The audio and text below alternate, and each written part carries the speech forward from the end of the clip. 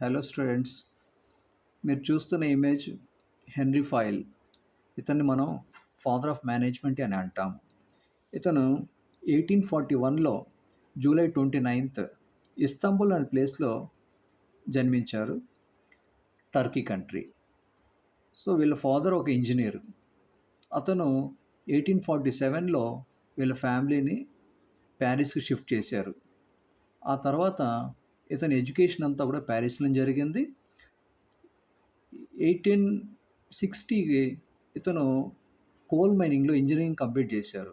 ఆ తర్వాత France coal mining కంపెనీలో ఇంజనీర్గా జాయిన్ అయ్యారు.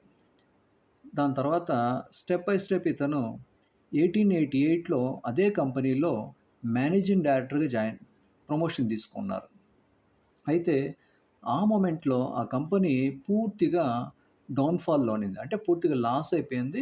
ఈవెన్ బ్యాంక్రప్సీ కిందకు వచ్చేసిందనమాట. బట్ ఇతను కొన్ని స్టాండర్డ్స్ అప్లై చేసి దాన్నే మనం ప్రిన్సిపల్స్ అని కూడా అనొచ్చు. సో అవన్నీ కూడా అతనికి ఏమైందంటే సక్సెస్లో మార్కులు తీసుకెళ్ళింది.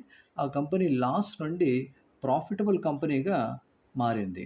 అయితే ఇతను ఏవైతే ఆ ప్రిన్సిపల్స్ ఫాలో చేశారో దాన్ని సక్సెస్ అయినాయి కాబట్టి అవి మేనేజ్మెంట్లో ప్రతి చోట యూజ్ చేసేటట్టుగా ప్రిన్సిపల్స్ ఉన్నాయి.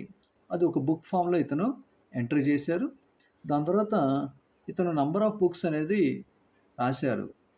సో ఇతన్ని మనం ఫాదర్ ఆఫ్ మేనేజ్మెంట్ అని చెప్పేసి వరల్డ్ వైడ్గా ఇతను మనం యాక్సెప్ట్ చేయడం జరిగింది. ఆ తర్వాత ఇతను 1925లో నవంబర్ 19న ఇతను చనిపోయారు. ఓకే. సో ఇంక దాని తర్వాత ఇతను ఏవైతే ఆ బుక్స్ రాశారో, ఏవైతే ప్రిన్సిపల్స్ ఫాలో చేశారో అది ఇప్పుడు మనకు వరల్డ్ వైడ్గా దాన్నే మనం ప్రిన్సిపల్స్ ఆఫ్ మేనేజ్మెంట్గా మనం గుర్తిస్తున్నాం ఈరోజు.